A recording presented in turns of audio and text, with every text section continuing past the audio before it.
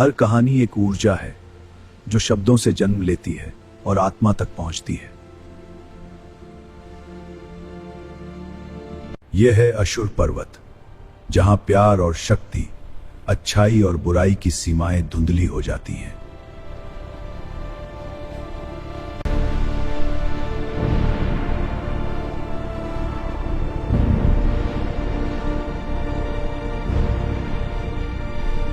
सत्तर 75 साल से गांव गसाव में शांति थी। इतनी गहरी शांति कि लोग भूल गए थे कि कभी यहां असुर पर्वत की सांस चली थी। लेकिन उस रात हवा अलग थी। चौपाल पर बुजुर्ग लक्ष्मण बैठे थे। उनके चारों ओर गांव में जिमटिका थे। कोई बोल नहीं रहा था, फिर भी हवा में डर की गंध थी। बच्चों, मैंने वो रात देखी थी 70 साल पहले। सरोवर में अचानक लाल ज्वाला उठी थी। आग नहीं थी, फिर भी सब कुछ जल गया। उस रात कोई सो नहीं सका। हर घर में दिए जल रहे थे और सरोवर के पास की मिट्टी जैसे कोई बौ है।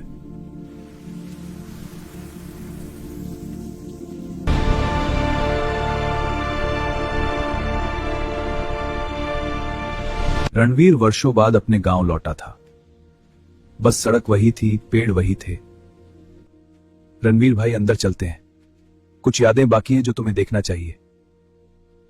रणवीर के माता पिता अब नहीं थे।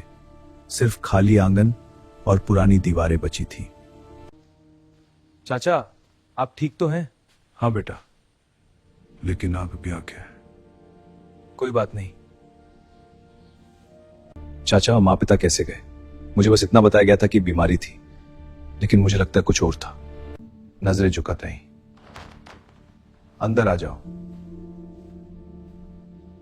चाय लो। धन्यवाद।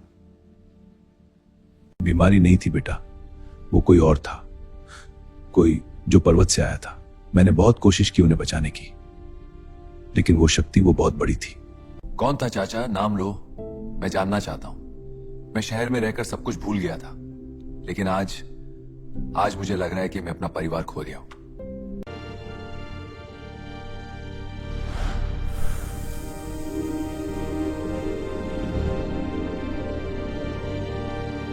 नाम मत पूछो बेटा, वह कालिकेश वंश का था। तुम्हें उस वंश का एक निशान मिला है रणवीर। देख, तुम्हारे माथे पर वही चेन है जो देवताओं के चुने हुए में होता है। तो ये तिलक, यही वजह है कि माँ पिता गए? ये चिन्ह, ये अभिशाप है या वरदान? मैं अकेला नहीं रहना चाहता। मैं लड़ना चाहता हूं, लेकिन पहले मुझे सच्चाई चाहिए। बेटा, यह वरदान भी है और अभिशाप भी। चिन्ह इसलिए है क्योंकि तुम्हें चुन लिया गया है, लेकिन चुनने का मतलब हमेशा आसान नहीं हो। बहुत कृपा है।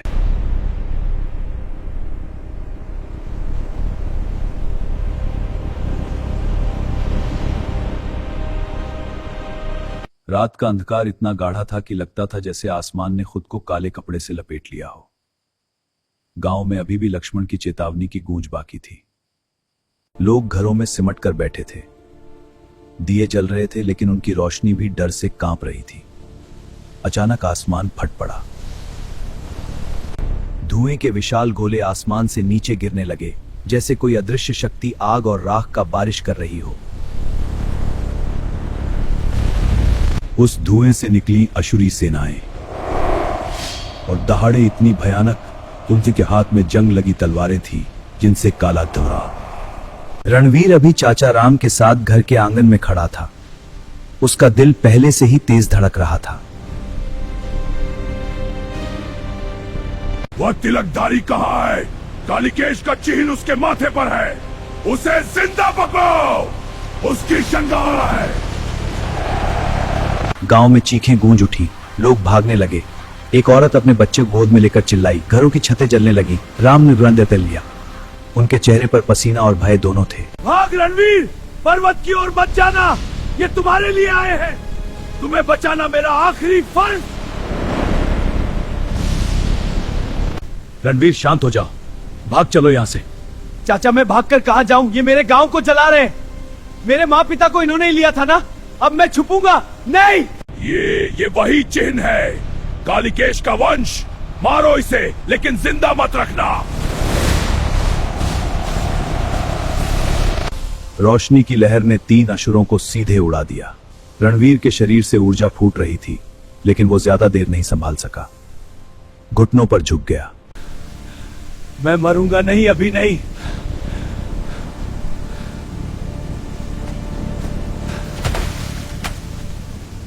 जब आंखें खुली तो गांव आधा जल चुका था। घर जल रहे थे, लोग रो रहे थे, लेकिन रणवीर के भीतर कुछ बदल गया था। तुम जिंदा हो बेटा, ये चिन्ह, ये तुम्हें बचा गया, लेकिन अब सावधान रहना, ये सिर्फ शुरुआत है। मैं क्यों बच गया? शायद इसलिए कि अब मेरी किस्मत युद्ध है। अब ये जंग मेरी भी है।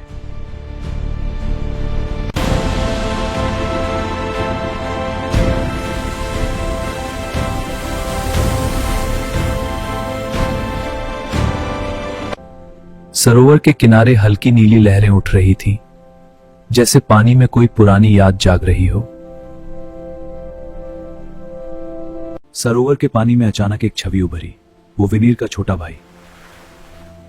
उसका चेहरा वही था, लेकिन आंखों में एक अजीब सी चमक थी, जैसे वो अब सिर्फ इंसान नहीं, कुछ और भी हो चुका हो। विनय, तू जीवित है? कहां तू इतने साल? मैं तुझे ढूंढता रहा। माँ पिता रोज तेरे नाम रोते थे। रणवीर, चिंता मत कर। रणवीर ने सरोवर की ओर झुककर हाथ बढ़ाया। उसकी उंगलियां पानी को छूने को हुई, लेकिन लहरें अचानक ठंडी हो गईं। विनय का चेहरा धीरे धीरे गायब होने लगा। मैं वही हूं भैया, पर अब मैं एक और शक्ति हूं। सरोवर ने मुझे अपना लिया। कालिकेश की नींद ने मुझे छू लिया। मैं अब सिर्फ तुम्हारा भाई नहीं, मैं उस शक्ति का हिस्सा भी हूं जो पर्वत के नीचे सो रही है। रणवीर की सांस अटक गई। उसका गला सूख गया। सालों पुराना दर्द एक झटके में उभर आया। वह बहुत वही नहीं रहा बेटा, वह किसी और शक्ति के अधीन है। सरोवर ने उसे बदल दिया है। अचानक गहराइयों से एक मृदुल लेकिन रहस्यमयी स्वर गूंजा। जो खोया है वह लौटेगा, पर पहचान न पाएगा। विनय, चाहे तू अब कितना भी बदल गया हो, तू मेरा भाई है। मैं तुझे वापस लाऊंगा, चाहे इसके लिए मुझे पर्वत के अंदर जाना पड़े। यह संकेत है बेटा, युद्ध अभी खत्म नहीं हुआ, बस एक नया रूप ले रहा है।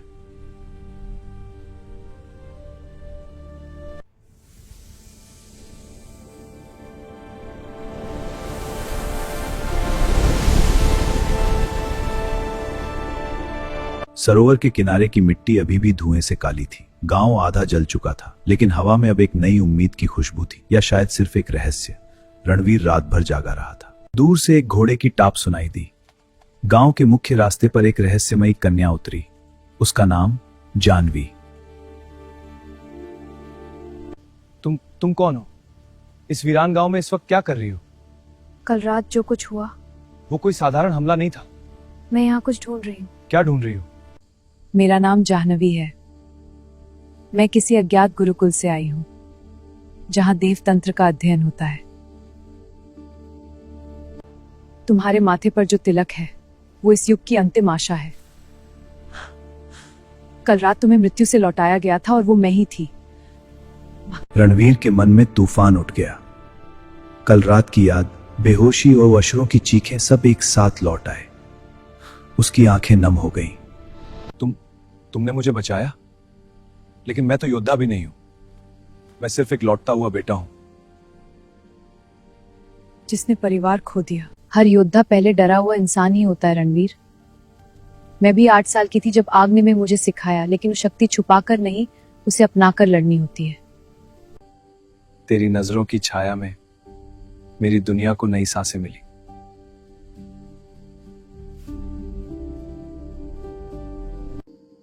तू चली तो जैसे धरती मुस्काई, तू रुकी तो जैसे वक्त ठहर गया।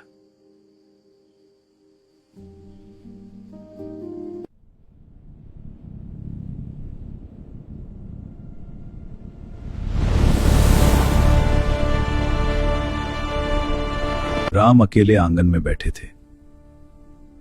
चांदनी उनकी उम्रदराज चेहरे पर पड़ रही थी। उनके हाथ में एक पुराना आशुरी प्रतीक था। राम चाचा का शरीर कांप उठा। उन्होंने चिन्ह को छुपाने की कोशिश की, लेकिन अब बहुत देर हो चुकी थी। उनकी आंखों में आंसू आ गए, सालों का बोझ एक झटके में टूट पड़ा। राम चाचा स्त्रात के सेवक निकले और वो अशूरी सेना के सेनापति थे। ये मेरा कर्ज है। अंत में उन्होंने ये स्वीकार किया, मुझे माफ कर देना बेटा, मेरा अंत यही सही है।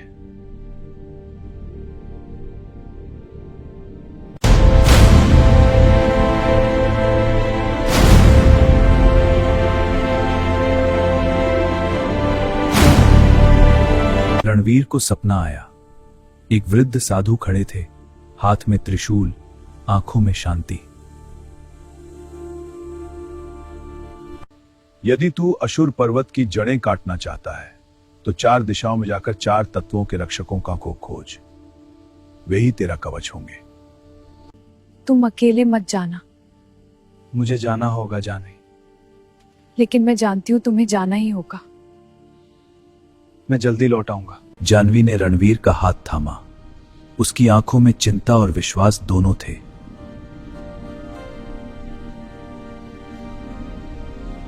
मुझे जाना होगा। जानवी, तुम सबको संभालना।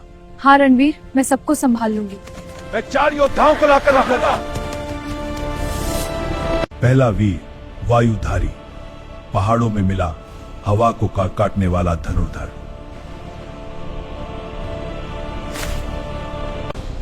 दूसरा अग्नि योद्धा, तलवार से आग उगलने वाला।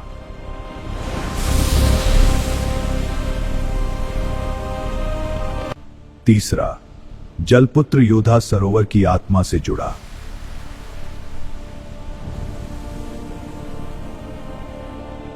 चौथा भूमि रक्षक, धरती की शक्ति से अडिग।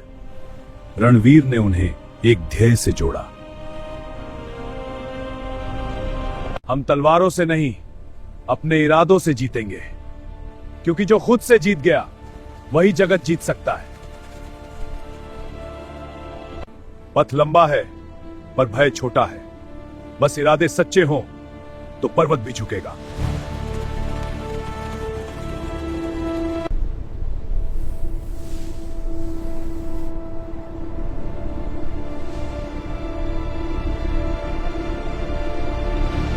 अशुर पर्वत के पास आकाश लाल था।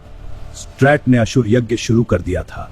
राम उसकी सेना का सेनापति था, लेकिन उसकी आंखों में भय साफ था। हर समय के साथ एक अंत भी आता है। और दिव्या, विनय और जाह्नवी भी पहुंचे। विनय अब पूर्ण जादूगर था। मैं आया हूं इस युद्ध को बदलने। आकाश में रोशनी का वृत्त बना। 4 योद्धा तत्वों में विलीन हो गए। रणवीर, युद्ध शुरू हो चुका था। अब कोई पीछे हटने वाला नहीं था।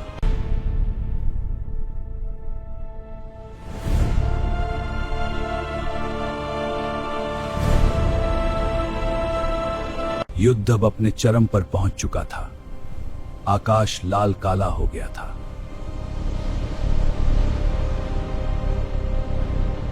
अब कोई मुझे रोक नहीं सकता रणवीर। तुम्हारा तत्ववीर सब व्यर्थ है। ये जंग शक्ति की नहीं, निष्ठा की है। स्ट्रैट, तूने मेरे गांव को जलाया, मेरे परिवार को छीना बचा। तभी राम चाचा ने देखा कि रणवीर हार जा रहा है। रणवीर तलवार तोड़ने की कोशिश की और अब यह पल सब एक साथ उभर आया। राम चाचा एक रोशनी में विलीन हो गए।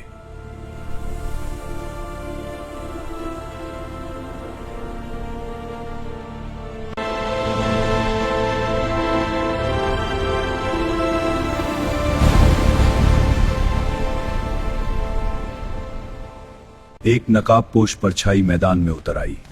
उसके कदमों में हवा का संगीत था। चेहरा काला नकाब से ढका, आंखों में ठंडी आग।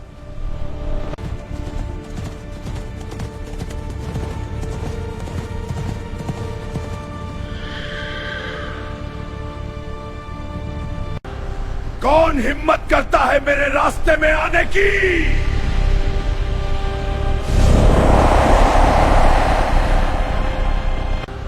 कौन हिम्मत करता है मेरे रास्ते में आने की?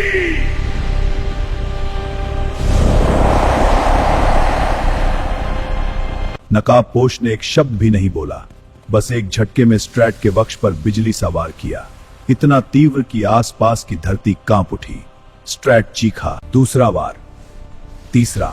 स्ट्रैट की अस्थियां झड़ने लगी, उसकी छाती फट सी गई। अशुरी टैर कसे और फिर स्ट्रेट पर दिल गया। रणवीर योगारिंगर ते जनवी सब स्तब्ध।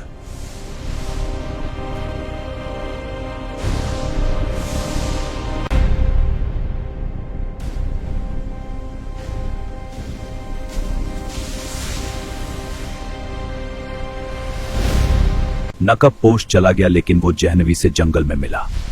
मैंने तुम्हें यहां बुलाया क्योंकि तुम्हें सच जानना चाहिए। क्या बात है?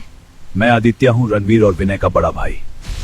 जानवी, ये राज सिर्फ हम दोनों के बीच ही रहना चाहिए। वादा करती हूं ना मुझसे?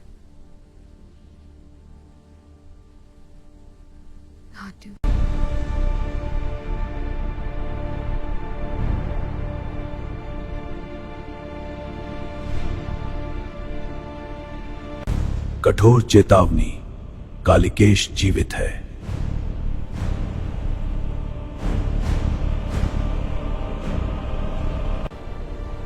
तो असली युद्ध अभी बाकी है।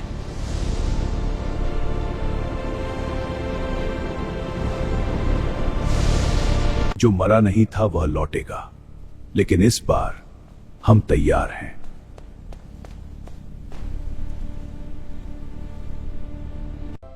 कहानी वहीं रुकती है जहां नियति मुस्कुराती है, और वहीं से नई गाथा जन्म लेती है।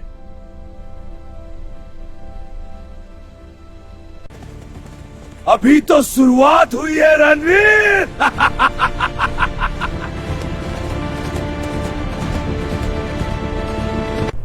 मेरे बेटे को मारने वालों में आ रहा हूं।